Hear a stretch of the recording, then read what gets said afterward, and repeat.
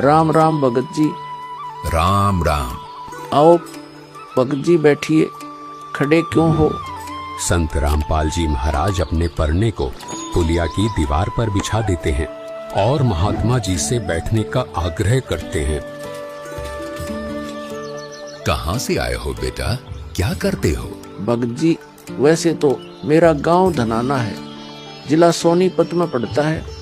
अब एक छोटा सा मकान बनाकर रोहतक में रहता हूँ। जूनियर इंजीनियर था, लेकिन अब नौकरी छोड़ दी है।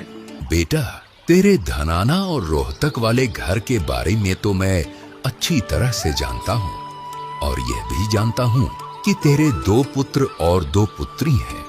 मैं तो यह पूछ रहा था कि इस जन्म से पहले तेरा घर कहाँ था?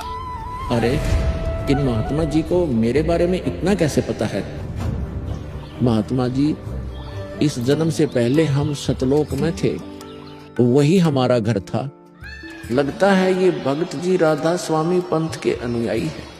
इनको सत्य का ज्ञान कराना चाहिए। मेरे गुरुजी स्वामी रामदेवानंद जी हैं। मेरे भगवान कबीर देव जी सृष्टि के रचनहार है, वही सतपुरुष है। कुछ पंथ वाले सतलोक के विषय में तो बताते हैं, लेकिन वे सतपुरुष को निराकार बताते हैं, जो कि बिल्कुल झूठ है।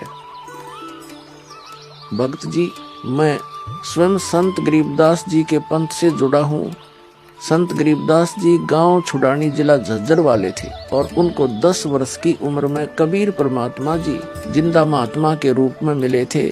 उसके बाद कबीर परमात्मा जी गरीबदास जी की आत्मा को अपने साथ सतलोक ले गए थे, और वहाँ की सारी व्यवस्था दिखाकर उन्हें इस धरती पर वापस छोड़ा था।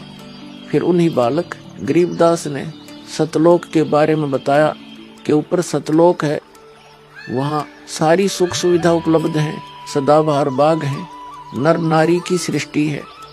वहीं पर एक गुम्मट युक्त महल में कबीर परमात्मा जी सिंहासन पर बैठे हुए हैं, और वहीं से कबीर परमात्मा जी इस सृष्टि को चला रहे हैं।